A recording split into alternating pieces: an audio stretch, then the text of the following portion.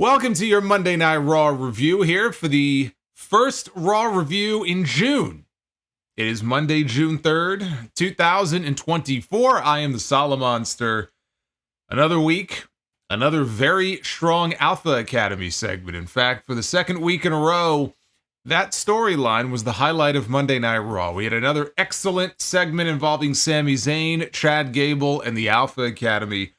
And now we have a match because it is official for Clash at the Castle. Chad Gable, at least one more time, is going to get another crack at the Intercontinental title. It could be his last. He will challenge Sami Zayn for the championship, but I thought that segment was excellent tonight. We also had Rey Mysterio and Liv Morgan after the way Raw ended last week. And again, a lot of people missed it. It didn't even air on TV. But the big kiss that took place at the end of the show last week, they followed up on it this week. Liv Morgan is all over this guy. Rey Mysterio, man, let me tell you, he is living a tough life right now. He's got Rhea Ripley at home. Not at his home, but she's at home right now. But, you know, he's got her convalescing. She'll be back soon enough. He's got her waiting in the wings. He's got this girl here who's all over him every single week on TV. Boy, you know, he's really got it tough. I feel bad for the guy. I really do. I think we should run some kind of GoFundMe for him. Because my heart bleeds for Rey Mysterio. The biggest cock block of the night award goes to Finn Balor. And you'll see why as we go through this review. But those were two of the big stories on the show tonight. A very heavily story-driven episode of Raw. There were some good matches on the show. I don't want to make it sound like there was no wrestling. There was wrestling on the show, but there really was only one match the entire night, the entire 3 hours, that stands out as being anything that would really be worth sitting through and watching if you missed the entire show. And it involved Sheamus, who continues to churn out good matches and very good matches. He's very good. You don't need me to tell you that. He was the highlight of the night in the ring, but otherwise it was just a lot of promotion and push for the stories going into Clash at the Castle and Money in the Bank. We had one star tonight basically declare for Money in the Bank that he is going to win, and I actually think there's a very good chance that he will walk away with the briefcase, and I'm going to tell you exactly why. But Carlito was on the show tonight. And when I say that Carlito was on the show, I'm kind of underplaying it because Carlito is somebody, and I get the occasional message, you know, what are they doing with Carlito? When is Carlito going to get a meaningful push? Let me tell you something. Carlito got more face time on this show tonight. If you combined all of the television time that he has had since he came back to the company many, many months ago, it would not equal the amount of face time that it felt like he got on this television show tonight. You got plenty of Carlito on the show. Now, is he being pushed in a major way? He's being pushed. But he's not being pushed as any kind of force. But yeah, I would say that him being on the show as much as he was tonight, it has to count as some kind of a push. This felt like the Carlito show. You didn't have to look very far to find him up and down the show in various segments here tonight. But as I said, this is your Monday Night Raw review. It is June 3rd, 2024. And we are going to get into this show from top to bottom. Do me a favor. Subscribe if you have not already subscribed to the channel. Hit that like button as well. And anybody who has supported so far and will support during the stream, you have my thanks. I do thank you sincerely for that. Let's get into this here. We'll start right from the jump because we have the show opening with the Women's World Champion, Liv Morgan, out to the ring to talk about her vicious attack on Rey Mysterio after Raw went off the air last Monday night. They aired highlights of The Kiss. She welcomed us to her revenge tour. Noted that it said that revenge is never as sweet once you finally get it. But that's not the case for her. She boasted that she took out Rhea Ripley, became the new Women's World Champion. She says she put Becky Lynch into an early retirement. And the cherry on top was kissing Dominic Mysterio. She said that video of her kissing Dominic last week has over 40 million views online. It got over 40 million views in less than 24 hours. Yeah, because there's a bunch of horny bastards out there. I mean, that's not really a surprise. Can you imagine the social media numbers that Rhea and Dom would do if they ever kissed on TV? It would break all of their social media records, would be instantly shattered. So Dominic interrupted. He came out, arm still in a sling, and he tried to speak a few times on his way to the ring. He was booed heavily each time. Once he was in the ring, Dom said that he didn't know what kind of game Liv was playing. Said, Mommy is not playing the same game, and when she comes back, she's going to kill you. Doesn't get any more blunt than that. Liv said maybe, but she's probably going to kill you too. And Liv promised that she would make it all worth it. And she started to approach Dom and said the reason that he came out last week was not to help Becky Lynch. Because if you remember in the cage match, Dominic came out and the idea was, I think he may have put a chair. I think he slid a chair. No, he didn't slide a chair into the cage. I'm thinking of the King of the Ring match. He opened the door though, and was trying to summon Becky to leave and exit through the door. And she wouldn't do it. And then, of course, she had the door slammed into her head. When Dominic accidentally got knocked into the door smacked Becky in the head. But Liv said, you didn't come out to help Becky Lynch. Said, you came out because of me, to get close to me. And that's okay, because she said she meant what she said when she wanted to take everything away from Rhea Ripley, and that includes Dominic. She backed Dom into the corner and then started running her fingers through his hair. It took every ounce of self-control that man had. This man, he was out there, he was fighting for his life on live TV. Finn Balor ran out because he could tell where this was headed. He ran down to the ring, told Liv to back off. Balor said that Dom doesn't want anything to do with her, nor do the rest of the Judgment Day. And Liv asked, what if Dom doesn't want me to go? But she says, okay, all right, I'll go for now. So she drops the microphone, she exits the ring, goes outside onto the apron, and rubs Dom's hair again. And this time, he actually cracked a smile. He smiled. Of course, he enjoyed himself, right?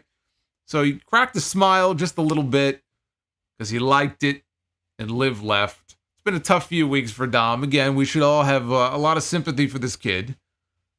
These storylines that they have him in here. You know, if I were in his shoes and I were out there, I'd be thinking about my 80-year-old third grade teacher.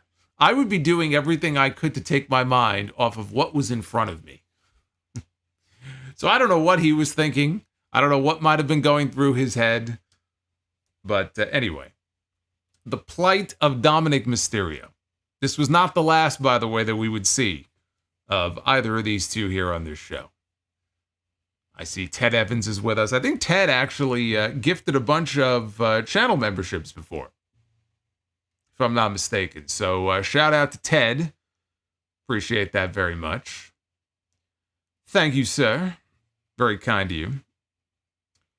Sheamus was in the back. And Sheamus was interviewed by Jackie Redmond. He said Ludwig Kaiser dropped real bombs when he was attacked by him last week. Played up the idea that Gunther was holding back Kaiser. And he said that it's always about seeing whether the fella across the ring from him can gain his respect. Anytime he gets in the ring with somebody new, it's all about respect. So the way they do it is to put on banger after banger after banger. That's what Dom was thinking. But Sheamus leaves. He walks through the gorilla position on his way out into the arena. And as they start playing Lobster Head, and he's about to make his way down the aisle to the ring, here comes Ludwig Kaiser from behind, clips his knee. And officials pour out and they try to pull Kaiser away from Sheamus. So after a break, it was Sheamus one-on-one with Ludwig Kaiser. It was joined already in progress.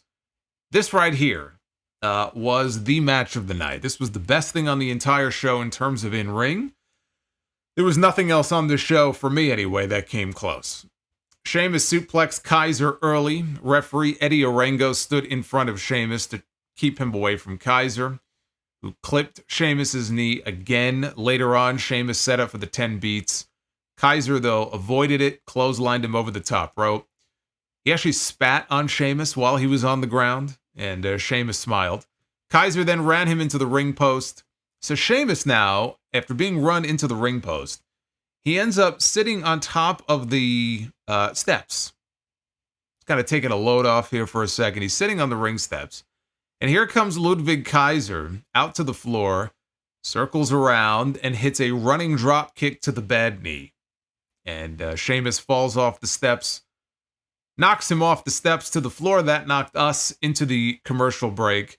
I do want to give a quick shout out here, because I don't know if they are playing. Looks like Streamlabs may be down, but I want to give a shout out to King HOU. I don't know if that was cut off, if that was part of a longer name, but King HOU, just before I went live tonight, dropped a $50 Gunther bomb. So, hey, King, you are the king here on the stream. Thank you very much for that 50 bomb. I appreciate that very much. We'll see if things start popping up here. I don't know. They may be down. I don't know. There's been a few, but we'll see what happens. But I wanted to acknowledge the king here before we move on. So we go to commercial. After a break, Kaiser goes for the 10 beats. Sheamus blocked it, came back with clotheslines and a power slam. Sheamus missed a knee strike. Kaiser drove the injured knee down into the mat. And the referee went over to check on Sheamus. Now, Sheamus he's on the mat, and he's got the bad knee, and he's suffering here. And the referee is saying, look, if you can't go on here, I'll call this thing off. And he's threatening to, and, you know, Sheamus is on the mat, and he's telling him no, no, no. So it looks like the referee is about to call for the bell. So Sheamus reaches up, and he grabs him by the arm to prevent him from calling the match off. And now he sits up, and he's looking at Kaiser, and he's screaming at him, is that all you got? Kaiser comes over, and he starts laying in the chops. And Sheamus is is that all you got? He calls him a bitch. Sheamus now starts firing chops back at him. Sheamus hits a knee strike. After that, he set up for the brogue. He went for the brogue kick, but as he was going for the brogue, his leg gave out on him. Kaiser tried a schoolboy, only got 2. Sheamus did finally hit the 10 beats. He then took Kaiser to the middle rope, went for white noise. Kaiser, though, slipped out, kicked his leg out of his leg. Sheamus falls down to the mat, and Kaiser rolled him up deep. We got a Kaiser roll, but he rolled him up deep, and he pinned him. Not just a big win. I could sit here and tell you that this was a big win for Ludwig Kaiser. This was the biggest win of Ludwig Kaiser's career. Certainly in singles action. I mean, I can't think of another match that he's been in where he has beaten somebody of the status of Sheamus or higher up on the card. So a big win for him. This was a great physical match. You know, very, very physical here between these two. You could see it with the welts on Sheamus, but again, Sheamus is, he's albino white. So, I mean, if he accidentally bumped into a fucking telephone pole, he'd probably have a giant welt on him. But he was wearing the wounds of war here in this match, and I love the way that Sheamus got the crowd into the comeback. When he stopped the referee from calling it off, he looked up at Kaiser and was telling him, give me what you got. Is that all you got? You're a bitch. He's really getting the crowd into it. I thought that was great. I'm sure Sheamus is going to win the rematch. You know, the way they did this finish, it was designed to absolutely do a rematch between these two, and I'm sure Sheamus is going to win. But I thought this was a great way to put Kaiser over as more than just, you know, Gunther's sidekick. Give the man some credibility. You know, beating somebody like Sheamus. And again, it's not like he held the ropes, he hooked the tights, he used the foreign object. You know, he targeted the knee was his target, and he beat him. he basically beat him fair and square. So, big win for him. I look forward to the rematch. When the match was over, we got a QR code that briefly appeared on the screen with the word prepare. It was very quick. Now, if you go follow the QR code, you can clearly see in the QR code video, you can see the door to the Firefly Funhouse.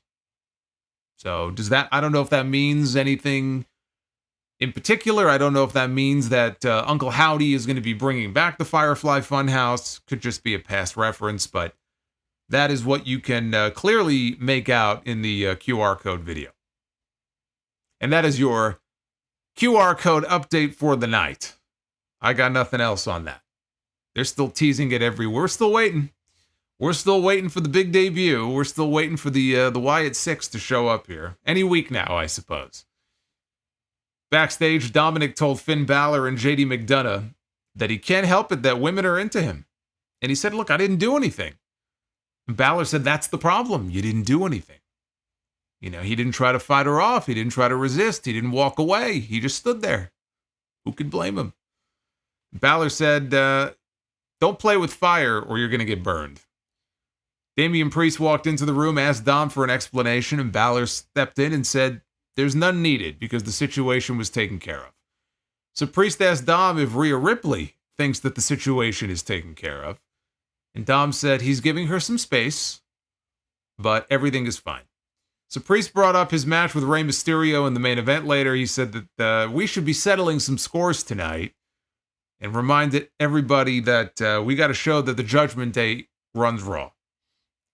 Elsewhere, we had a trainer checking on Ricochet who still had tape all over his ribs from 2 weeks ago when Bron Breakker speared him.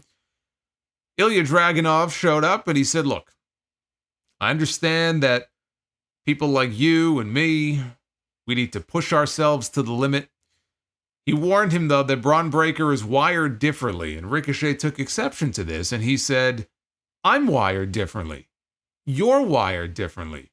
To do this job, you have to be wired differently. He said that they could finish their rivalry after he faces Bron Breakker, and Dragunov wished Ricochet good luck. Michael Cole on commentary was very facetious when he wished Ricochet good luck like he thought he was walking to the gallows, which basically he was. We had Finn Balor one-on-one with Dragon Lee. I want to see something here. Thank you. Base Beers, thank you very much.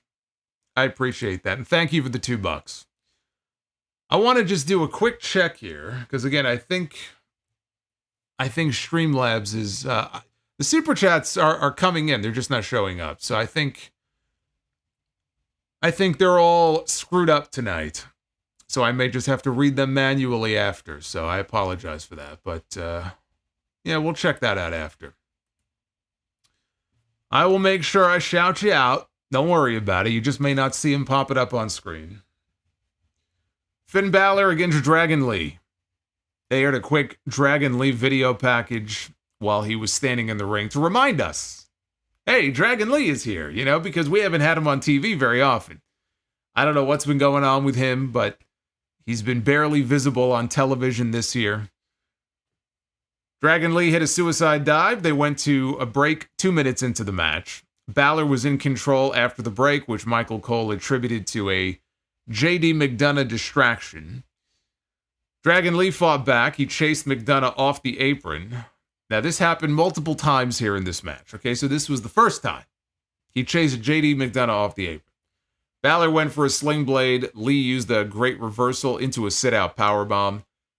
So Dragon Lee once again has to chase JD McDonough off the apron. That's twice. McDonough then goes back to the apron. That's 3 times.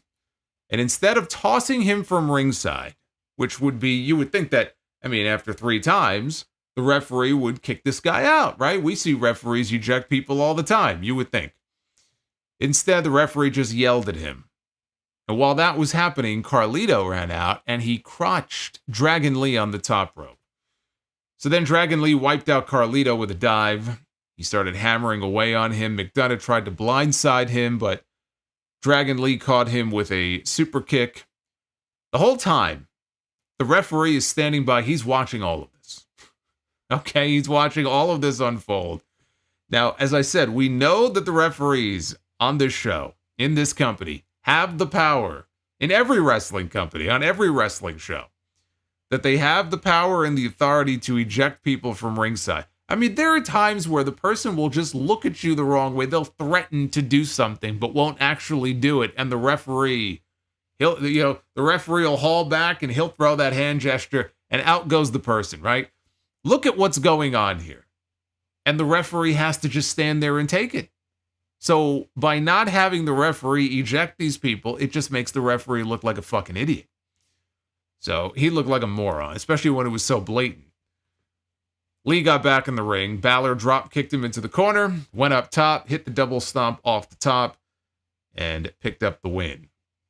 So Balor and Carlito, they attack Lee after the match until Braun Strowman and Rey Mysterio come out to Braun's music.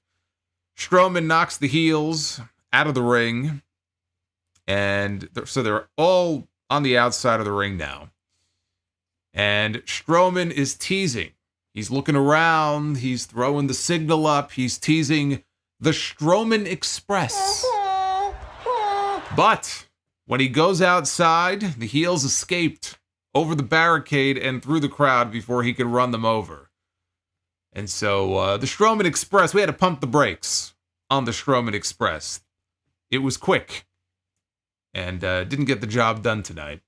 You know, Balor against Dragon Lee would be a great match if they actually had the chance to go out there and have a great match, which they did not have tonight, so that was too bad. Backstage, Damian Priest spoke with Finn Balor, JD McDonough, and Carlito. Priest told McDonough that he thought that he would have had the Strowman problem taken care of by now, but then he told McDonough not to sweat it. He said, if Carlito wants to play prospect, because Carlito is still trying to be a member of the Judgment Day, you should go ask Adam Pearce for a match against Braun Strowman, and you need to go do it tonight. So they walked off. Carlito was left all by himself, and he was very frazzled. He was not very happy about this. R-Truth walked up to him, and he said that he feels Carlito's pain. He said being with the Judgment Day is like riding a roller coaster. He said they kick you whether you're up or down, but those were the best days of his life. The camera panned over to show Miz looking baffled, because he has to walk around with this guy all day. He reminded R-Truth that they are the current tag team champions. Like, these should be the best days of your life. They're the current tag team champions. And oh, by the way, the Judgment Day stole your TV. That little portable TV he used to bring into their clubhouse. So Truth told Miz, you're obsessed with the Judgment Day. You've got to move on. And he walked off. Comedy. Haha. Very funny. We had the Intercontinental Champion out to the ring next, Sami Zayn. Thank you, Lord above the wrestling gods. We finally get to a great segment. Zayn says the last time that he was here in Pennsylvania, because they were in Hershey tonight. They were in Hershey. Another fine place for Dominic and Liv. Well, I won't get into that, but they were in Hershey tonight. And he said the last time I was in Pennsylvania, things worked out pretty well for me.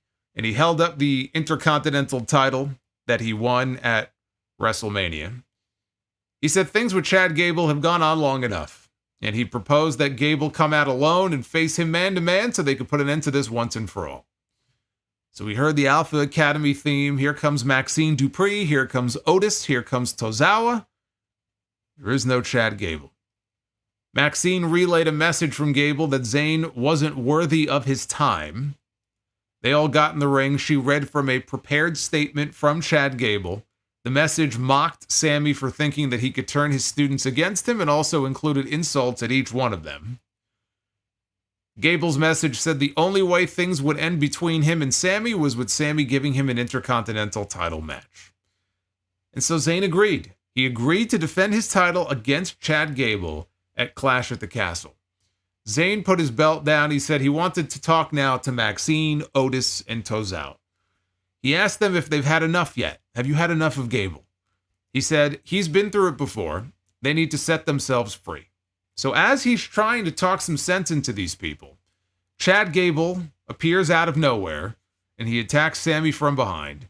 He hit a German suplex, and then he held Sammy for Otis, and he told Otis to hit him. And Otis contemplated it. He's pacing back and forth. Otis, though, he turns away. And so Gable releases Sammy. He drops him down on the mat. Now he walks over to Otis, and he is browbeating this man. He is yelling at this man, and he smacks him across the face. So now, fans, of course, are, as they have been for weeks, fully behind Otis because they want Otis to just pound this man into the sand. Michael, shout out to Michael. Michael says the Hershey Highway was this episode of Raw. Not a fan of Raw tonight, was Michael. I thought you were talking about Dominic and Liv, but I'll stop myself now. So as Gable is, he's slapping this guy, he's yelling at this guy, Tozawa puts his arm, his hand, in front of Gable and backs him away from Otis and gets a nice little pop.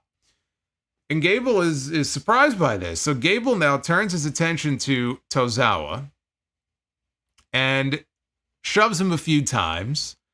And then he wound up like he was going to hit him. All of a sudden, Maxine grabs Gable's arm. Again, crowd pops. So she stops him from hitting Tozawa. Now Gable turns his attention to Maxine. And he's yelling at her, and he tells Maxine to get down on her knees and bark like a dog. No, I had a flashback there. That was the old man living out one of his sick fantasies. We don't have to worry about that anymore. No, he told her to get down on her knees and beg him not to do it. Beg him not to hit Tozawa. And so she got down on her knees. She clasped her hands together, begged him to stop. Gable then mocked her, told her to get back up on your feet, and then told her and Tozawa to get the hell out of his ring. So he continued barking at them. They exited the ring. Now they're on the apron. He's still yelling at them. And as he is yelling at these two, Otis steps between them. He gets right in front of Chad Gable's face, and the pop for this was insane. So if you're wondering whether or not this angle is working, if this angle is effective or not, it's all about moments like this.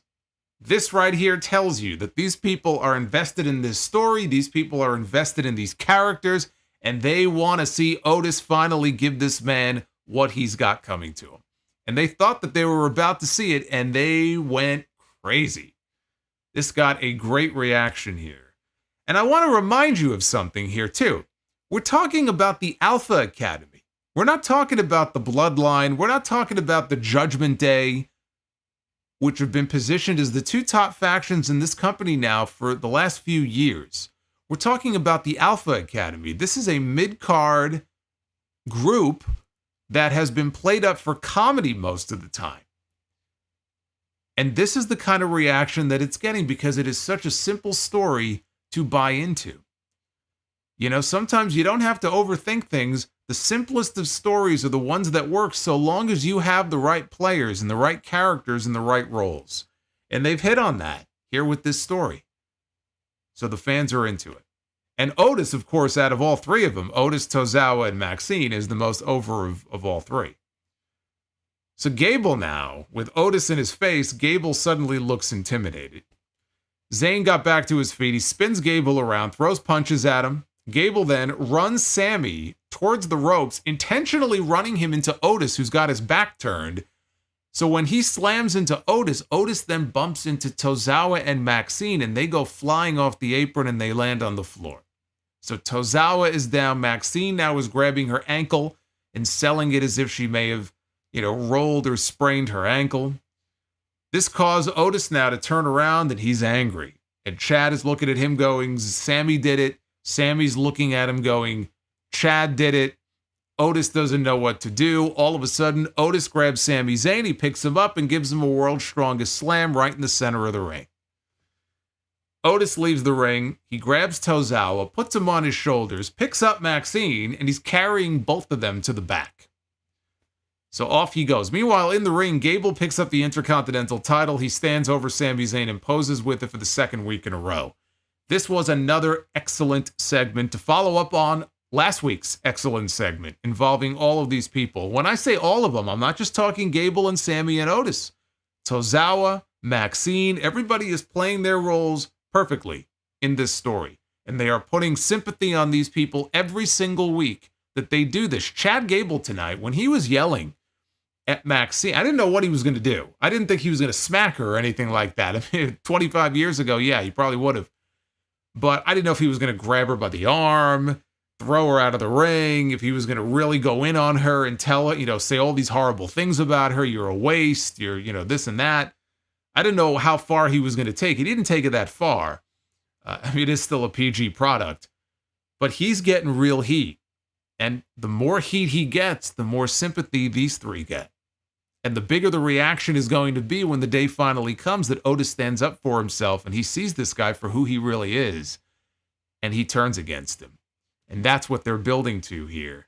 Now, we have the match is official for Clash at the Castle. We now know that it will be for the Intercontinental title. Chad Gable is going to go one-on-one with Sami Zayn. The question now is he going to win the title? Gets another crack at it. This is the guy whose contract is supposedly up on Friday. For those who don't know, Chad Gable's WWE contract is said to be expiring on Friday. They are in discussions about a new deal. Friday's going to be here lickety-split. It ain't that far off. And Clash at the Castle is next weekend. Not this upcoming weekend, the following weekend. So the timing of all this is very interesting. Does this mean that he's re-signed? No, it doesn't. And I would not read too much into that. Now, if he goes to Scotland and he wins the Intercontinental title, then you could read into that, okay, this guy either signed an extension or he signed a brand new contract if they're going to put the title on him. Then you can read into it. But I don't know that he is winning the title yet. I feel like the next shot that he gets, this match coming up, I feel like it's either win or go home. I mean, how many times can you be gifted or handed title shots and come up empty? Before people just are done with it and you lose all credibility in people's eyes, no matter how good the story may be. But man, it's tempting because the idea of Otis finally standing up for himself and not helping him, like that moment in the match where he refuses to help Chad Gable. Maybe he picks Chad up and gives him a World's Strongest Slam. The place, imagine that crowd in Scotland, as rabid as they're probably going to be. Imagine the reaction that would get in Glasgow if they shoot that angle on that show. It's very tempting. Now, they could pull the trigger on Otis turning on Gable at the Clash. They could do that. And then the following Monday, they could book Gable against Otis, and not actually go through with it, but they could book Gable against Otis, and that could be where the Creeds show up and they help Gable, and they go heel with him, come to his aid before the match even gets going. And then we get, the brand new Alpha Academy. They had a segment later on in this show. They showed Bianca Belair and Jade Cargill. They were walking through the back on their way to the ring. And in the background behind them, you saw Chad Gable and the Creed brothers, and they were having a conversation. So it's got to be happening. I mean, it would be insane for it not to. It's just so perfect. The Creeds are not doing anything. The Creeds have been losing. And now they're showing us all three of them conversing on camera. So we need the Creeds to go heel. With or without Ivy Nile, I could take it or leave it. They want to keep her with them or not. But the Creeds need to be going heel, and we need to get them linking up very soon with Chad Gable and make that the new Academy. Make that the new Team Gable, if you want to call it that. But you could also do something a little bit differently. You can have Otis help Gable. Maybe you don't pull the trigger just yet. And you have Otis, he's got that moment there during the pay-per-view where he's got that crisis of conscience. What do I do? Do I help him? Do I not help him? Even if he accidentally helps him, he inadvertently helps Chad Gable win the Intercontinental title. And Ray, shout out to Ray, who I'm sure is watching. Ray on Twitter, he tweeted me, and he had a great idea, and I actually like this idea a lot. They could run back the Ted DiBiase Virgil angle from 91. And they could have Chad Gable win the Intercontinental title, and then when the match is over, he forces Otis to wrap the belt, strap the title around his waist. He orders him to go ahead and wrap that title around his waist. And Otis teases it, but then finally he just wallops him with the title. And you can get the moment of Otis breaking free on his own and standing up for himself, but also have Chad Gable go over and win the championship, but then get laid out by Otis with the title after the match. And then you follow through the exact same way. You get to Raw the following Monday. It doesn't even have to be a match, like teasing a match between Otis and Gable. It could just be a segment. And before Otis can get his hands on him, that's where we see the Creed show up. And Gable now has new backup, and they all gang up on Otis. Here comes Sammy to make the save. Like, in my mind, I'm already booking out the Raw after Clash at the Castle and what it's going to look like, because... And I like that idea a lot, and I think that would work. But again, I don't think Chad Gable can afford another loss, because how many times is this man supposed to lose? So, like, if he loses, what do? You just run it back again at Money in the Bank? They can't possibly drag this out at this point until SummerSlam without there being some kind of big development between now and then. It feels like the time is now, but I like that latter idea that I just talked about. I like that idea a lot. Now, backstage, after all this, Gable walked up to Maxine and Otis and Tozawa, and he's praising them. He's lavishing praise on them. Oh, that was a great performance. Like, they were all acting out there. It was all just they were all in collusion together. Only in his mind, though, Maxine is like, guys, like, my ankle is really hurt. Like, they're not acting, but Gable is putting him over, and he looks over at Otis. You're my number one guy. Always have been. And he said, now we can finally accomplish our goal of winning my Intercontinental title. So next Monday, they're doing a singles match. It's going to be Sami Zayn, non-title, obviously, going one-on-one with Otis. And then that will lead right into Clash of the Castle. So I'm loving this storyline. This has been my favorite storyline on the show. We haven't seen much of CM Punk on TV recently. Punk and McIntyre has really been, I think, since WrestleMania, the big kind of go-to feud on Monday Night Raw. But Punk just hasn't been visible on TV and hasn't been physical because he's not cleared. This right here is the best story going on Raw right now, bar none.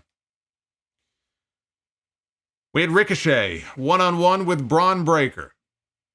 Ricochet, initially, he caught Braun off guard. Braun was selling for him. It was weird. I'm watching Braun sell. And I watched him sell plenty of times in NXT. It's not like he's brand new. But the way he was selling in there, and he doesn't have the size that Brock Lesnar had. But I'm watching him bump around and bounce around for Ricochet at the beginning of this match. And you know what it reminded me of? It reminded me of a young Brock in 2002. Whenever he would sell, whether he was in there with the Hardy Boys or whoever. And the way he would move around in there and kind of stumble around. I don't know, it was giving me Brock Lesnar 2002 vibes, which is not a bad comparison. I'd rather have Brock Lesnar 2002 comparisons than Brock Lesnar 2024 in light of why he's not on TV right now. So Ricochet caught him off guard. Braun, though, ran him over with a clothesline. Outside the ring, Breakker dropped Ricochet across the top part of the barricade ahead of a commercial break. Braun whipped Ricochet into the corner and then looked over at Samantha Irvin, his fiancée, who did not look very amused. Ricochet came back with a springboard clothesline and a lion salt for 2. Followed that up with a super kick and then the recoil. So Ricochet goes up top, and Braun scales the ropes, like with ease, scales the ropes, and then brings him down with a Frankensteiner. And Braun follows that up with a spear, got the pin. So after the match, Braun was going to murder Ricochet on the outside of he threw him out of the ring. He picked up the top part of the ring steps and was going to kill this man when officials came down to stop him. Well, he's going to smash him anyway, but here comes Ilya Dragunov. So now Breakker takes the ring steps and throws them at him, and Dragunov ducks And then he, with a forearm shot, knocks knocks Braun over the barricade and into the crowd. And then referees and agents get between them. So a strong showing here for Bron Breakker, while at the same time protecting Ricochet as best they could. They protected him through the tape and the rib injury. So, he clearly wasn't 100%. We all knew that he was getting smashed here by this man, but they did what they could to try to protect Ricochet. And now they've announced that next Monday, one-on-one, and it's funny too, because when they put the graphic up on screen to announce this match later in the show, it got a big reaction in the arena. They've already announced Ilya Dragunov one-on-one with Bron Breakker next Monday on the show. This all has to be leading, I hope, to a triple threat at Clash at the Castle. That's what I want. I want all three of these men in the ring at the same time. And you put that match on the card. I know Triple H doesn't want these shows to be more than 5 matches. That match should be on the Clash at the Castle card. We had Natalya one-on-one with Kiana James. This was the in-ring debut on Raw of Kiana. Natty hit a German suplex, went for the sharpshooter, but James blocked it and ended up hitting her 401k finish, which it resembles something of a sling blade flatliner variation. The 401k name, it plays into her gimmick. She's a businesswoman. That was always her gimmick in NXT. Still her gimmick now. This was too short to be anything meaningful. What is there to say about this? I mean, the match, she won. At least, she won in her debut, but it was a 2-minute match against somebody who, I would say that Natty is on job duty because her contract is expiring soon. I feel like half the fucking roster's contract is expiring soon. These are all the people, by the way, who signed 5-year deals in 2019. They're all coming due. And they signed those new media rights deals. And AEW was just starting up. And Vince McMahon, they were signing people to 5-year deals to lock these people down. Well, those deals are coming due now. So even though her contract is coming due, if we're being perfectly honest, Natty has been on job duty for years. It's not like, she's only jobbing now because she might leave. She's been doing this for years and years and years. So this is really no different. She usually ends up on her back looking up at the lights. That was her job here. To put over Kiana James. Can't say anything about the match because it's a 2-minute match.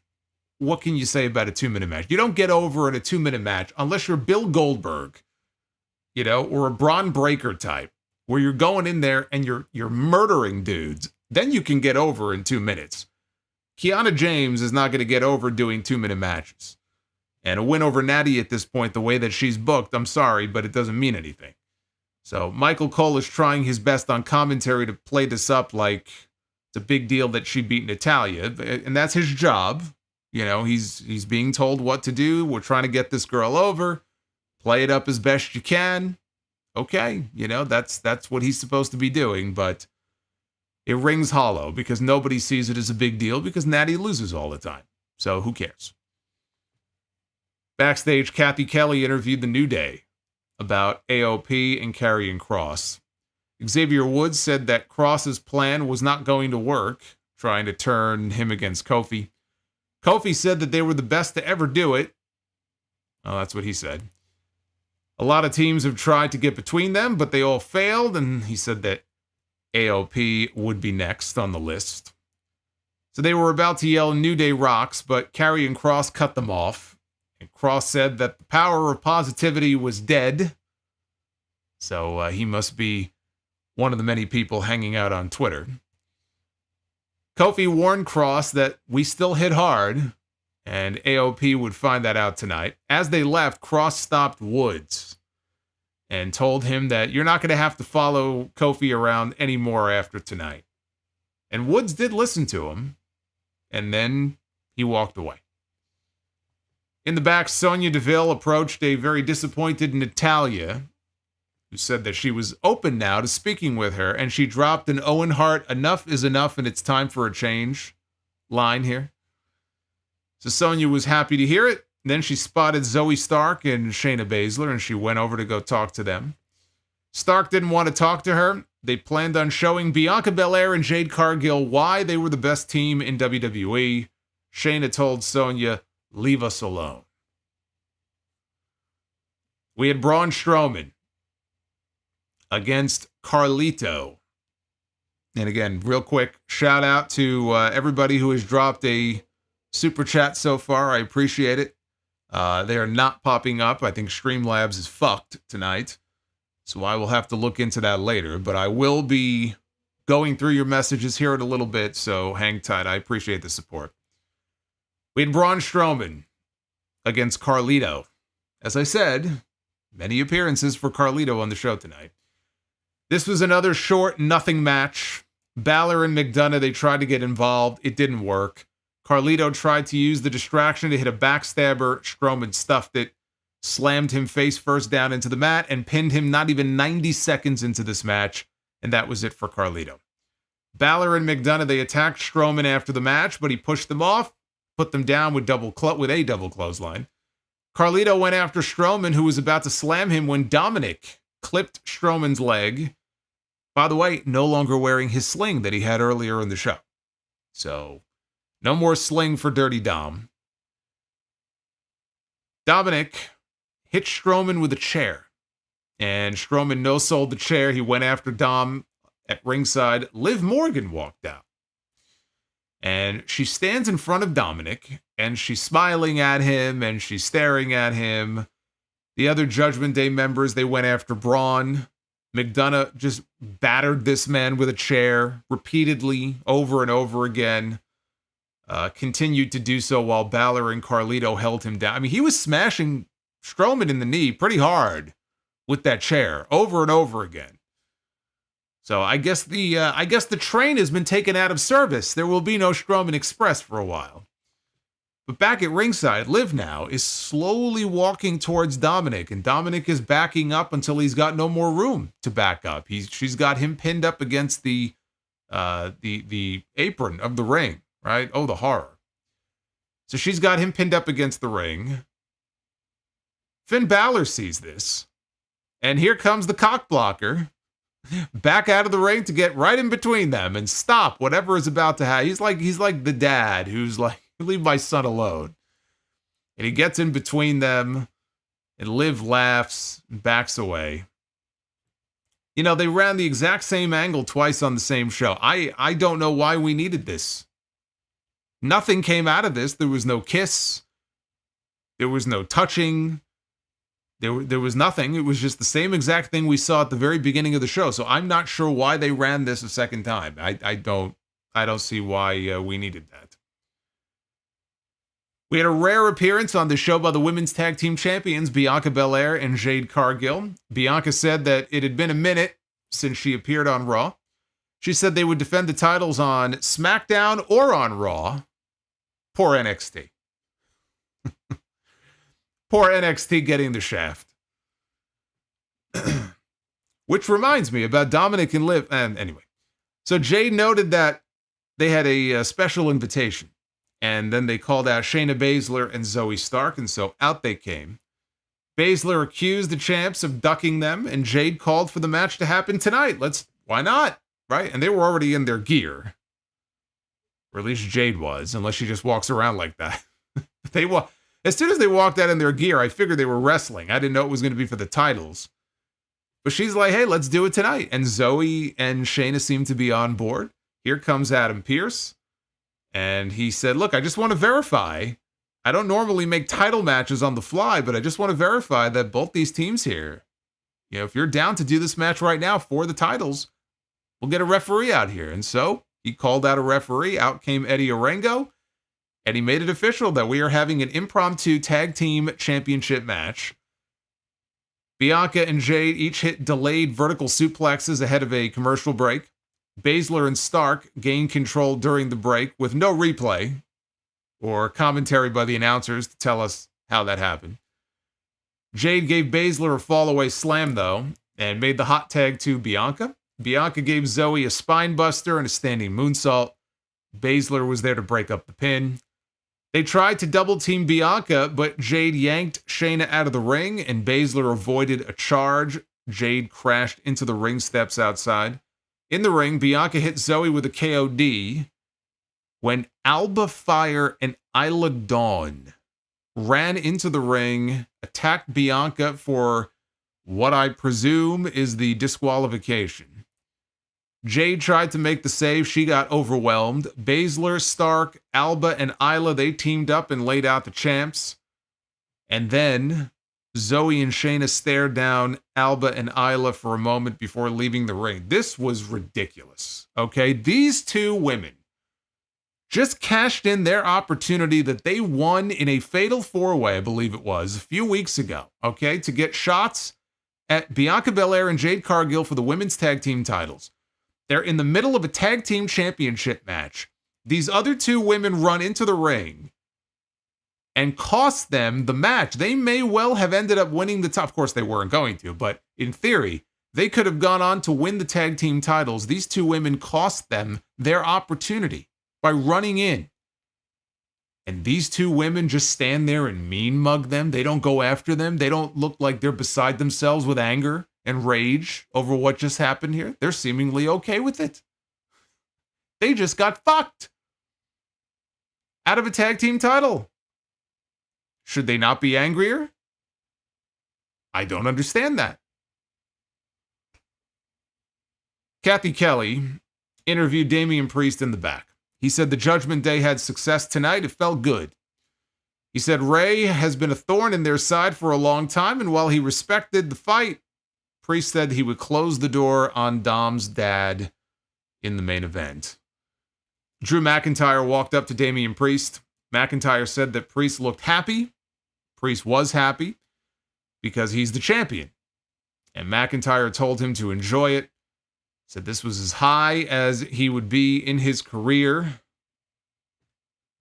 McIntyre always believed in Priest, but he made things personal. And he said that he would be seeing him very soon. Then we heard Jey Uso's music, and we saw Jey Uso on the concourse, and the camera followed him as he walked out into the crowd. So he was already up in the stands. He walked down the steps a little bit, and then he paused, and he stood there, and that's where he stayed. And that's where he cut his promo from the stands. He said he had big plans this year. He said last year's Money in the Bank, if you remember, was the Bloodline Civil War. We're going to be getting another one of those very soon. Only this Bloodline Civil War is going to look a little bit different. He said that was tough on him. He lost his brothers. He lost his cousin. He stayed in the fight, though, because he knew that one day he would fight on his own. He wasn't a right-hand man. He knew that he could be main event Jey Uso. And he thanked the fans for yeeting with him on this journey. I don't even know what that means. But that's what he said. I mean, the last time I yeeted, it was because it was because of that damn antibiotic that I was on. Fucked me up. But he thanked everybody for yeeting with him. And as the crowd cheered him and yelled yeet, he declared that he was going to win Money in the Bank. So I guess you could say, I don't know how they're going to decide on who's in Money in the Bank and who's not. We had Gunther come out on Raw about a month ago and just declare that he was going to be in the King of the Ring tournament. So I don't know if this was an official declaration from Jey Uso that, hey, I'm in Money in the Bank, or if he's just letting us know that he's intending to win Money in the Bank and has yet to actually qualify for Money in the Bank. I guess we'll wait and see. But at least it was different, than standing in the middle of the ring, I guess. He was standing out amongst the people. People were very happy to see him. He actually outsold Jey Uso, outsold Cody Rhodes and everybody else last week on the merch chart. He was number one. Because now he's got the shirts, he's got the glasses that say yeet on them, and he is very popular. So he was number one on that list. And still in the top 10, by the way, the NWO and Austin 316. Long after those men are gone, people are still going to be buying those fucking shirts. Unbelievable. 2024. And I had people telling me, because I mentioned this back in March, I think Austin hit number one on the list. And I had people saying, Well, it's only because it's 316 Day is coming up. And that may be true as far as him being number one, which I think he was number one. But I don't know that these people understand that Austin is consistently in the top 10. It doesn't have to be March. It could be March. It could be June. Like, again, the man will be dead and buried, and he will still be in the top 10 merch charts in WWE. It's crazy. It's crazy because they sell a shitload of merch. It's not like they're not doing well, and they don't have people who are over like Cody and Jay. But there's just some people and there's some acts that stand the test of time. And there's a reason why that period in wrestling history with the NWO and the Monday Night War and Austin 316 and The Rock and all that, there's a reason why it is still romanticized all these years later. Because think of all the legends that you've had over the years, John Cena, and go back even further, Bret Hart and Shawn Michaels and Hulk Hogan and the Macho Man and the Ultimate Warrior, right? On and on and on. You don't see them consistently in the top 10, right? Cena will end up in there every now and then. But you always see Austin and you always see the NWO. Not even Rock. Austin and the NWO. See, I grew up at just the right time. I hit those peak years right there during that era, man. I hit it just right. There'll never be another time like it again. But back to Jay for a second. I will tell you, I think that Jey Uso has to be the early favorite to win Money in the Bank. And I've had people ask me, who do I think is going to win? Is LA Knight maybe going to win Money in the Bank? LA Knight is going to win the United States title from Logan Paul. So LA Knight is not going to win Money in the Bank. I think that Jey Uso has to be considered the favorite because as over as he is, super over, when it counts, he always loses. I mean, if you think about it, he has had the chance to win the Intercontinental title, and he lost. He had the chance to win the WWE title from Roman Reigns, and he lost. He had the chance to win the World Heavyweight title, and he lost. He had the chance to win King of the Ring, and he lost. At some point, he's got to win. They might just give him Money in the Bank because he has to win something, and if not that, then what? He's not in the world title picture. He's not going to be in the world title picture for the foreseeable future. But he's got to win something. I could see them giving him the briefcase. He's got to be the favorite right now on the men's side. On the women's side, it's going to be Tiffany Stratton. I think we're looking potentially at Jey Uso and Tiffany Stratton. Kathy Kelly was in the back interviewing Bird Girl, Lyra Valkyria. She asked how Becky Lynch was coping with last week's loss. Lyra said that Becky was disappointed, but she knew that when she came back around, she would make herself better. That's how real winning was done. That was something Liv Morgan knew nothing about. And Lyra said that we would not have to watch Liv Morgan because Liv's, her theme music, it's like, watch me. She goes, we would not have to watch Liv Morgan as the champion for very long. So Kathy asked how she would do without Becky by her side. Lyra said that she has shown that she could stand on her own 2 feet.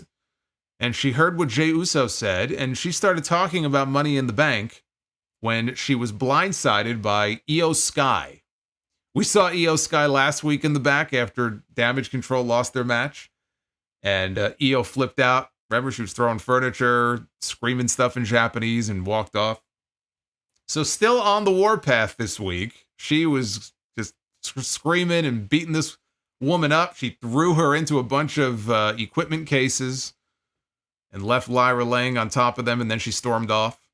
And we are getting a Queen of the Ring rematch on Raw next Monday. It will be Io Sky one-on-one with Lyra Valkyria.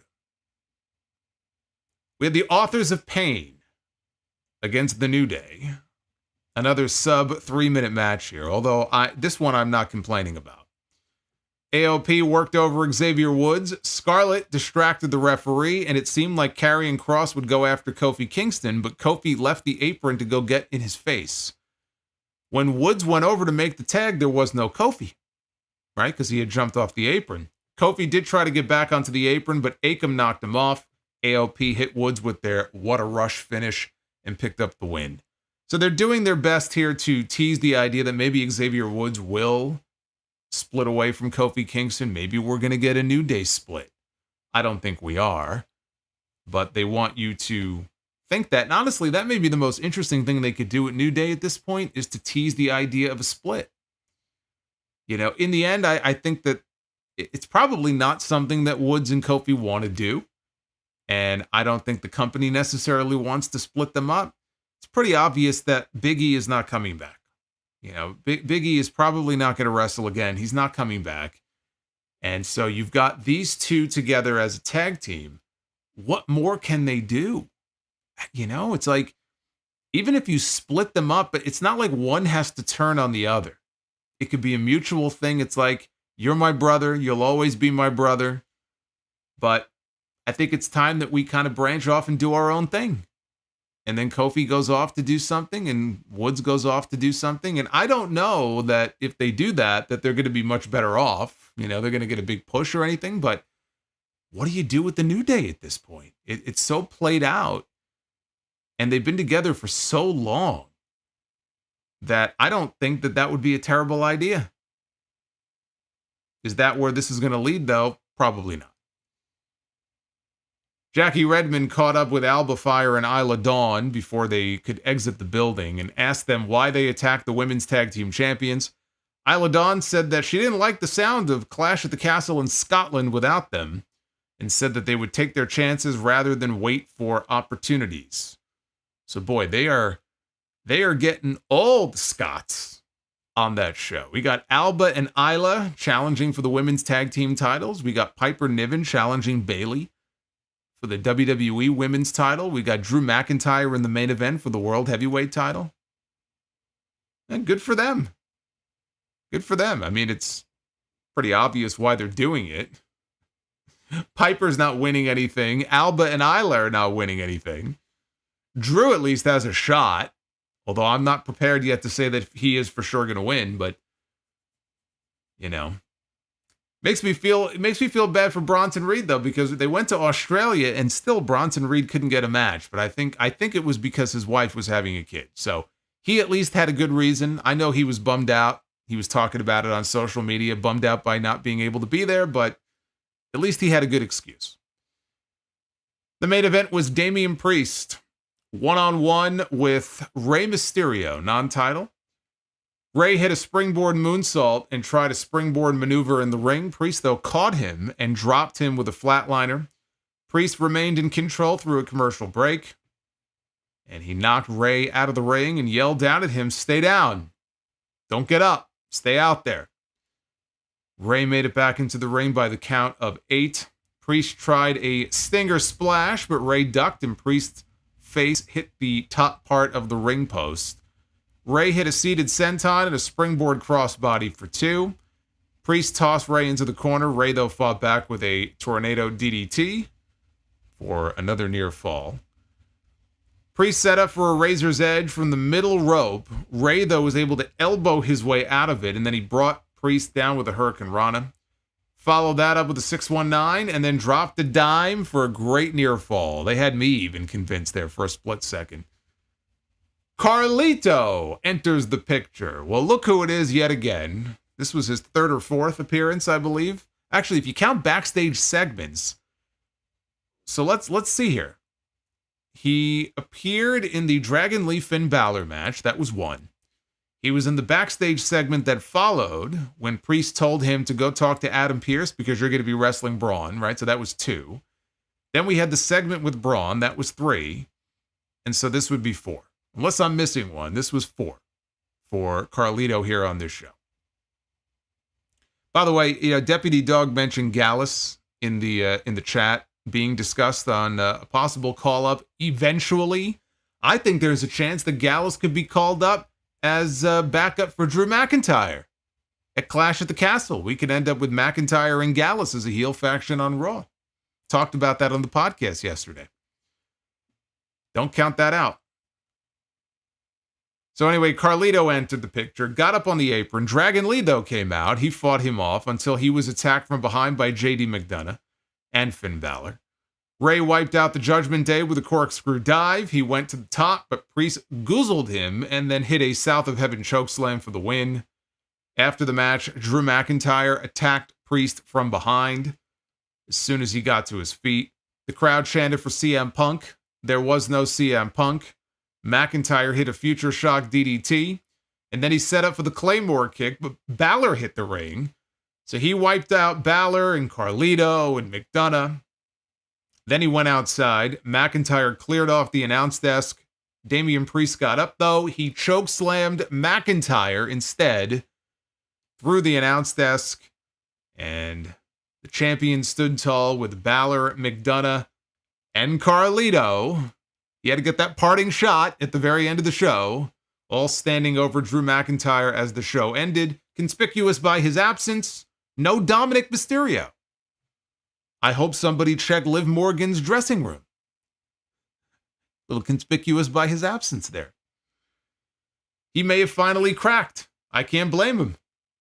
I mean, a man can only be pushed so far.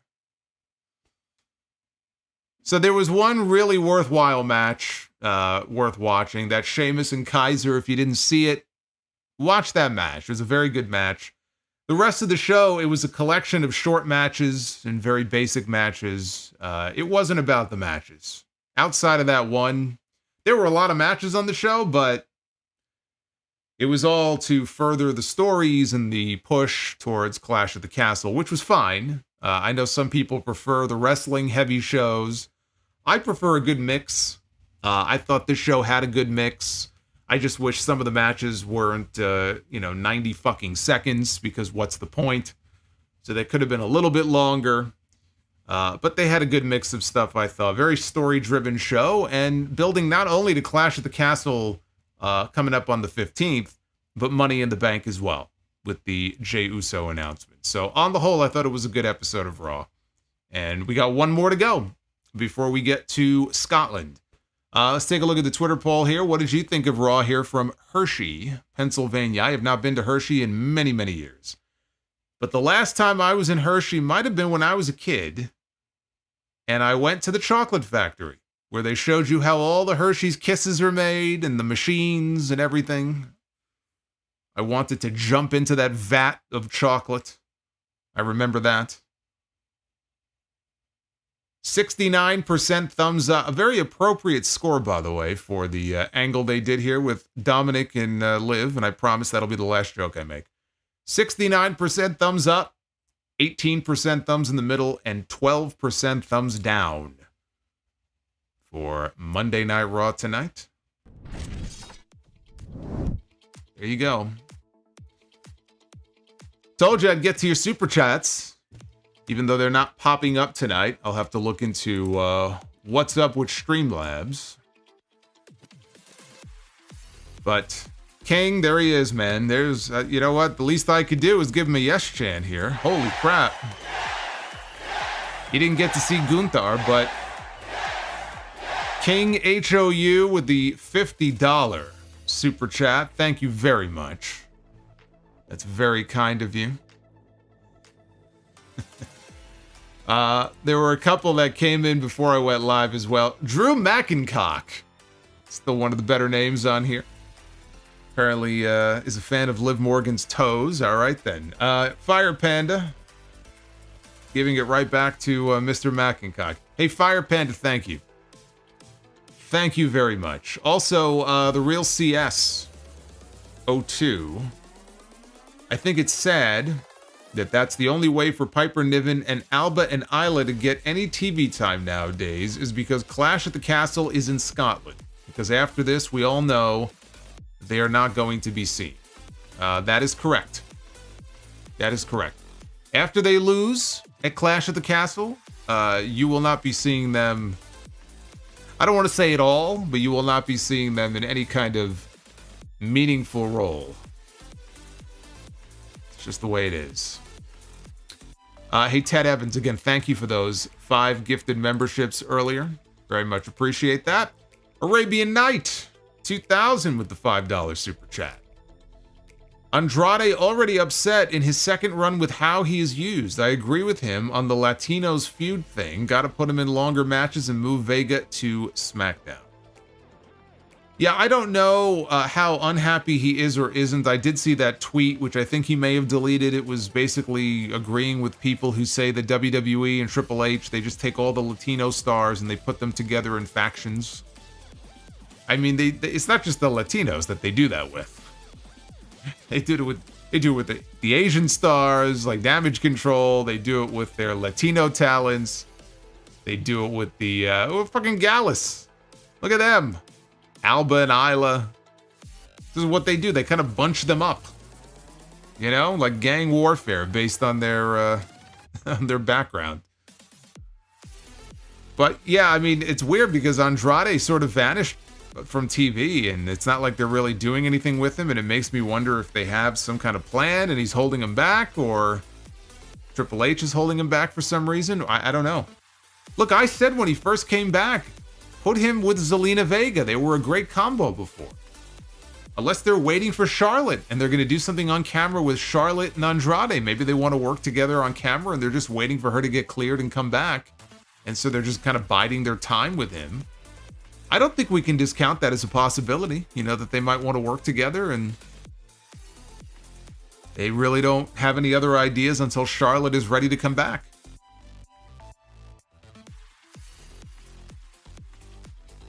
The Pride, yes, that's another one. The Pride. Jerome Eugenio, is Jake Roberts the most over star in WWE history to never win any title? To never win any title. Well, he might be. I mean, everybody today wins at least one. I can't think of anybody in the last like 15 years that was that over that would not have won at least one championship. If you have a name in mind from recent times, then hit me with it. I don't know who that would be. You know, even Piper. I was going to say Piper, but Piper won the Intercontinental title and then won a tag team title in 2006, right, with Ric Flair. Which, funny enough, ended up saving his life because he was tested by their medical during that time, and that's how he found out he had Hodgkin's lymphoma. You know what? He might be. He might be. You know, because like Mr. Perfect was Intercontinental Champion. Scott Hall, Razor Ramon was Intercontinental Champion. DiBiase was a tag team champion. Jake never held any gold, so yeah, it might be Jake. Alex with the $25 Brie mode. Although there was no Brie mode tonight, unfortunately. I'm sorry, Alex. What is the earliest possible pay-per-view that you see McIntyre and Punk having their first match? Also, if you would make one of their matches into a stipulation match, what would it be? The earliest I see it is SummerSlam. That's assuming that Punk is ready to come back by then. And the first match doesn't need a stipulation. But if one of the future matches were to turn into a stipulation match, I mean, given how toxic this feud has become between them, like they hate each other, right, on screen, like a grudge match type of thing. You know, for me, it should be like a Falls Count Anywhere, or some type of no disqualification match. I think would work fine between them. I don't think it has to be a ladder match. I mean, you could do a cage match. You could always do a cage. I'm not even sure you need to do a cage match. I think a no holds barred Falls Count Anywhere stipulation would work fine. Anderson Blitz, an episode of Raw is a nice way to end my birthday. Happy birthday, Anderson. You didn't tell me how old you are, but happy birthday. Base Beerus, that is a great shirt you were wearing. Thank you. You like the dragon? I like the dragon. Devin from New Jersey. Honestly, I thought it was Liv trying to swallow Solo's face at first glance. Could always happen now that she is single. Oh, you mean the layout for tonight's review? Could always happen now that she is single. Yeah, that's not going to happen. Hoffenheim. Oh no, not the hot Maxine taking a bump. And Gable wins the title in Scotland and drops it back at SummerSlam to Sammy. I could see that. Yeah, I mean, if Gable wins it, I wouldn't expect him to have it for very long. I would think Sammy would win it back. Javier 316 with the $2. Thank you, Javier. Hoffenheim again. Are we okay that Bron Breakker will win the Intercontinental title by Survivor Series from Sami Zayn? I don't know about Survivor Series, but he is a future Intercontinental champion for sure. Nick Grasso. I think once Priest loses the world title, he gets ousted by JD and maybe Dijak takes his place, with Liv taking Rhea's place in the group. I think Dijak one of the contract. I think he's also one of the contract situations. I believe. That might be why we have yet to see him on TV, even though he got drafted to Raw. So I would say that's pending his contract status. I'd like to see him get an actual semblance of a push and just see how far he can go. He really got screwed over with the whole T-bar thing, and I mean, everybody in that Retribution group got screwed over. It was such a fucking terrible angle. But he never had the chance, to have a proper run. Nick Grasso also says, after the beating that Strowman took tonight, does Uncle Howdy save him? Because at this point, I don't know what else he does. Well, had they put him on SmackDown, he could have been built up as a monster heel to challenge Cody Rhodes in the next few months. Or maybe coming out of SummerSlam. Or Money in the Bank. But they didn't do that. So, I don't know. I don't think he's supposed to be part of the Wyatt group, though. Uffman Entertainment, I don't look so bad after I yeet. I had a yeet infection once. Thunder Force, if Triple H is going to continue PLEs having 5 or 6 matches, should he consider making most of them brand exclusive? No, I think brand exclusive shows are a bad idea. I think that you could save some would-be PLE matches for big SmackDowns and big Raws. I think that's fine, and you don't have to overload the PLEs. I mean, look, they have a PLE every month, so even with 5 or 6 matches, that should still be enough to get your major stories taken care of. I think brand exclusive shows, they tried that many years ago. It was a failure. And I don't like it. I don't like the idea. I don't think it would work. I think it's overkill. I don't think it's needed. The Winston Slip. GWO, what's the best match to main event Raw ever? He's throwing that to you guys. What's the best match to main event Raw ever? I'll throw one at you. You'll never hear WWE talk about it. But it was May of 2001. Actually, it was just this past week, right? I think, or 2 weeks ago was the anniversary. Chris Benoit, Chris Jericho, Steve Austin, Triple H. That's a hard one to top. Face Beer is Cena versus HBK, Raw 2007. That's another good one, right? That was the 55-minute one, right? In London. Edwin Garcia with the 5. Damian Priest has the look to be a bigger star, but I think he needs to improve. He is in his big dog phase. I don't know about that.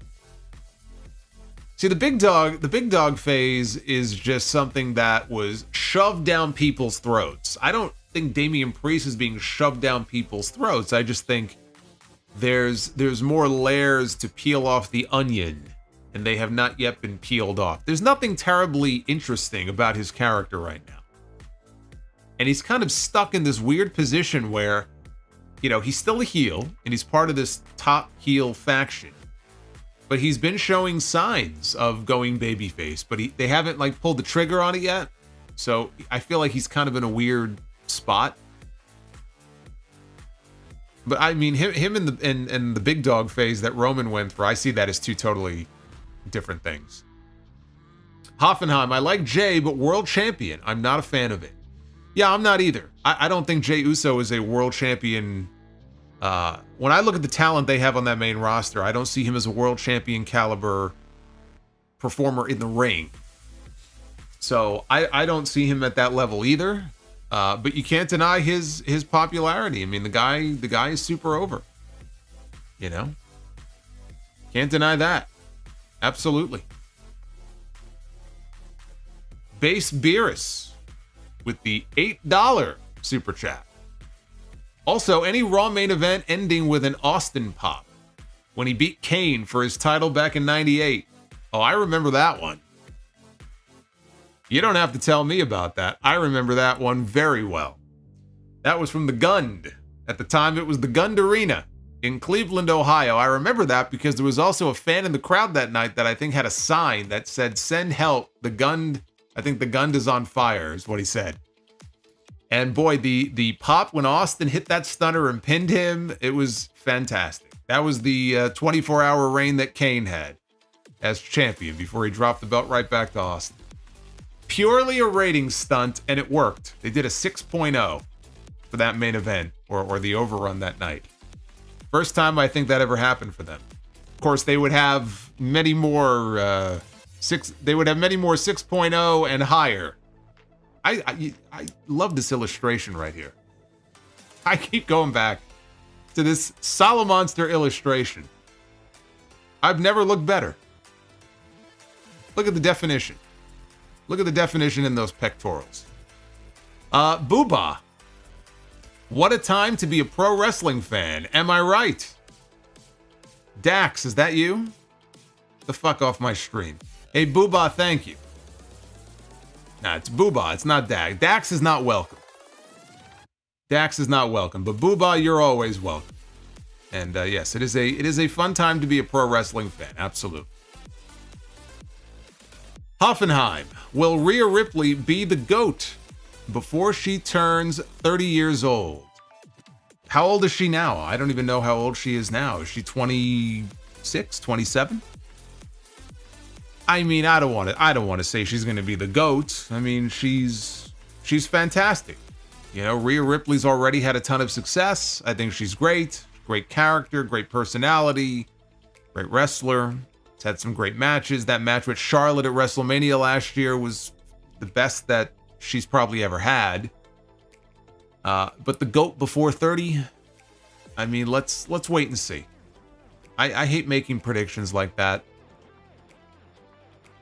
You know, with injuries and stuff. She's hurt right now. You know, with injuries and stuff, you never know with these things. Dom Joseph. Dom is a better man than me. I am folding.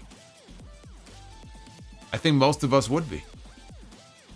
Hoffenheim says it's normal black guys, Latinos, or Scottish guys would hang out and team up together because of these similarities. Yes, but WWE has a consistent behavior in just pairing these people off like this, because I feel like it's the easiest thing for them to do. Instead of trying to come up with individual stories in some of these cases, they just, well, let's just bunch them all up. And it's just funny. It's actually comical to me, the way that they do that. Oh, Harold, NXT talent since the 2020s have been lackluster. NXT talent since the 2020s would include Bron Breakker and Trick Williams and Tiffany Stratton, so I don't really agree with that. I don't see how you can say that. And Alex says, Brother Solo, are you planning on reviewing Clash immediately after the show? I am assuming Clash is a 1 o'clock start, as many of these shows are. I actually don't know what the start time is. I don't know. I'm just assuming. Maybe not. Does anybody know what time Clash at the Castle actually begins? Eastern time? I think I was just assuming it was a 1 o'clock start like France and the Saudi show, but I don't think I actually checked to see.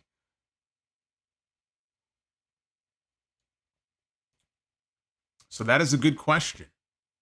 Well, as soon as I have an answer, I'll be able to... An answer to that, I'll give you an answer.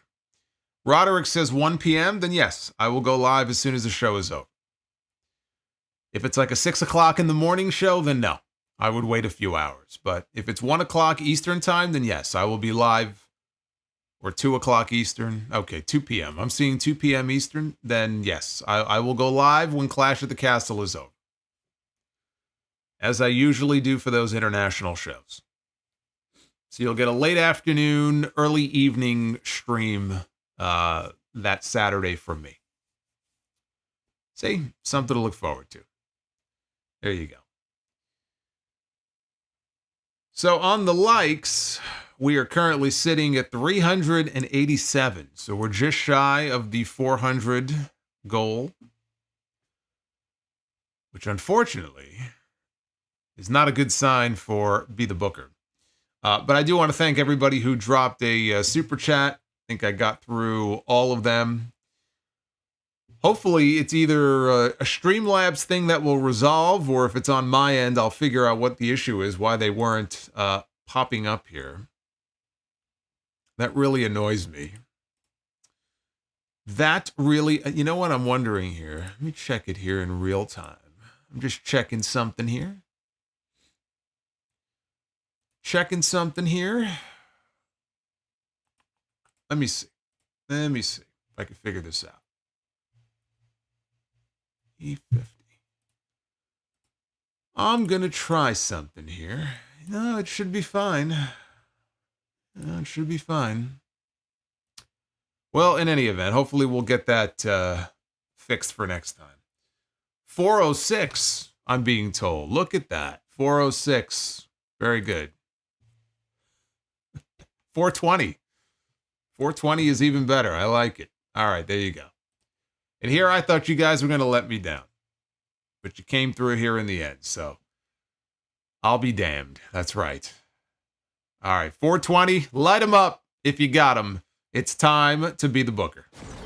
Ladies and gentlemen, it is now time to be the Booker. Light them if you got them. We are going to book some matches here. Came through in the clutch.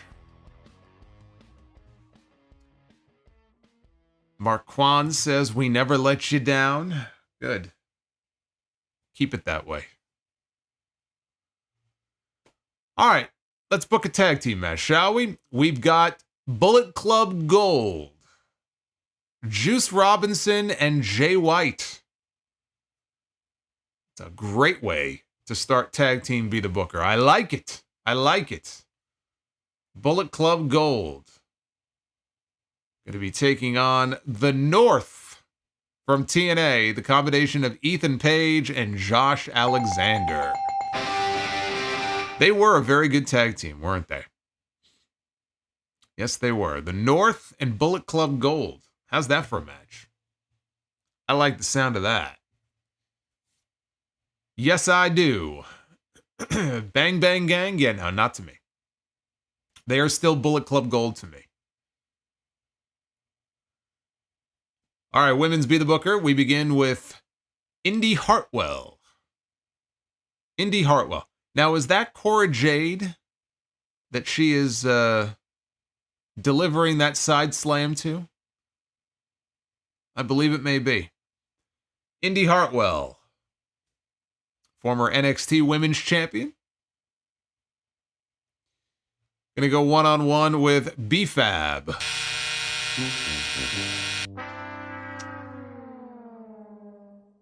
Now, that would not be a good match. B-Fab and Indy Hartwell is a no-go. So, there will be no clean sweep tonight, but we have one more left. So, let's cross our fingers and hope that we go out on a high note. Well, this is a first. We have booked a special stipulation here for our main event. It is going to be a fatal four-way, which means I have to pick 4 fucking people now instead of 2. We're booking ourselves a fatal 4-way. All right. Those are the rules. Those are the rules. Hey, Base Beerus. Base Beerus says, I hate the North, So says Furio. Furio from The Sopranos. And Prince Vegeta 95, if Carlito was always heavily pushed and stayed with the company in his first run, do you see him winning a world title? I don't. I don't think he would have. Just my gut feeling. All right, Fatal 4-Way, here we go. We begin with Bret, the Hitman Hart. I already like where this is going. Can I hit the button now? I should just go ahead and hit the button now. Bret Hart, kicking us off here. There's only one 4-way match I ever remember Bret Hart being a part of. And that was the Final Four match in 97. It was Bret, it was Undertaker, it was Vader, and it was Steve Austin to crown a new champion. And Bret won that match. All right, Bret Hart. Roman Reigns, the Tribal Chief. Look at this. We've already got half the field booked. We got Bret Hart and Roman Reigns. This is off to a great start here. I like this. I like this a lot. Coincidentally, that would have been a great singles match too. All right, Bret Hart, Roman Reigns, and the Father of the Year, Christian Cage, is joining the field. That brings us to 3. 2 Canadians and a Samoan walk into a bar. And we got one more left. I'm actually very curious who we're going to pick here. This is going to be very interesting. Bret Hart, Roman Reigns, Christian Cage, and Danhausen, rounding out the 4-way match. Now look, whatever you think of Danhausen, it doesn't take away from the fact that we have Bret Hart, Christian Cage, and Roman Reigns in the ring. So even if you hate Danhausen, that's still a thumbs up match. There you go. I just love Bret Hart, Christian Cage, Roman Reigns, all these Hall of Fame caliber names. And then Danhausen. Hey, a win is a win. 2 out of 3, not bad at all.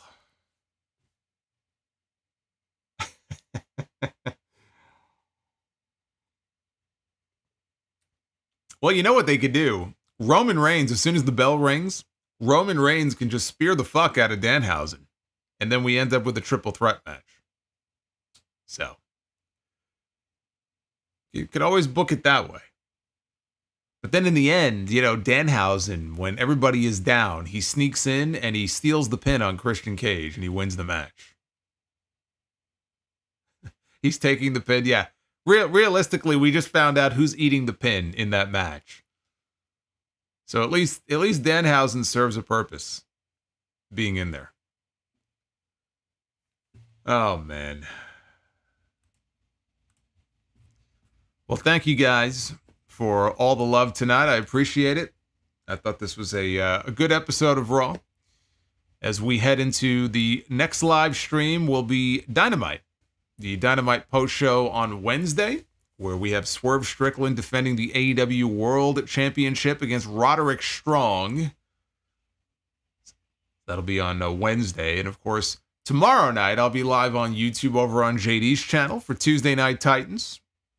First installment here for the month of June, so you can find me there. But, of course, Wednesday, back here live. If you missed episode 864 of the podcast, some good stuff covered on there. Make sure you go back and check out the podcast. Hit that download button. Always helps bump the show up on the top wrestling charts. Leave a review, 5 stars on Spotify, Apple Podcasts. All that helps out the show. Thank you to those who already have. And I'm going to get out of here. I'm going to leave you guys alone. But first, we have Uffman. With one last $5 super chat, the Fatal 4-Way needs to happen at the SummerSlam. Let's do it. Let's do it. Book it. There's your There's your main event for the SummerSlam. So saith Uthman. I like it. Be well. Stay safe. Have yourselves a great night. And I will see you back here on Wednesday night for more Sound Off Live here on YouTube. Until then, take care, guys.